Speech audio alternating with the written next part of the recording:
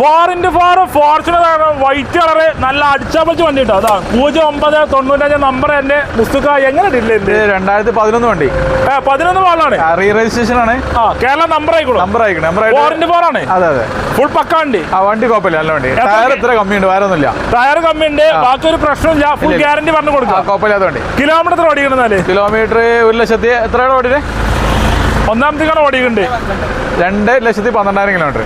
2.12 ഓടിക്കുന്നുണ്ട്. Ownership എത്ര ആയിക്കൊണ്ടാല്? Third ownership ആണ് നിലവിലുള്ള അല്ലേ? ഇന്റീരിയർ കാര്യങ്ങൾ അടിപൊളി വൃത്തിയാണല്ലോ അല്ലേ?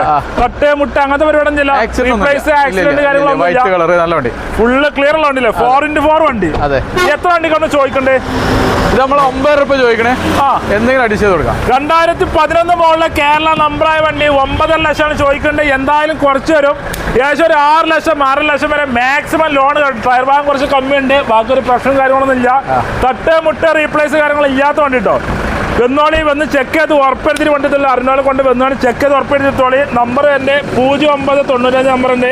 കേരള നമ്പറായി വേണ്ടി കേട്ടോ. വെറും 6 ലക്ഷം റുപ്യൻ്റെ നമുക്ക് വണ്ടി ഇറക്കാൻ പറ്റില്ല. 6 ലക്ഷം റുപ്യൻ്റെ ലോഡ് കയറുമല്ല. ഒരു 1-2 റുപ്യൻ്റെ വണ്ടി ഇറക്കും ചെയ്യാമല്ലേ? ഒരു 9 റുപ്യക്ക് കൊടുക്കാല്ലേ? 9.5 ചോദിച്ചാൽ 9 ലക്ഷം റുപ്യക്ക് വണ്ടി തരുമെങ്കിൽ മാക്സിമം ലോണാണ്. വെന്നോളി.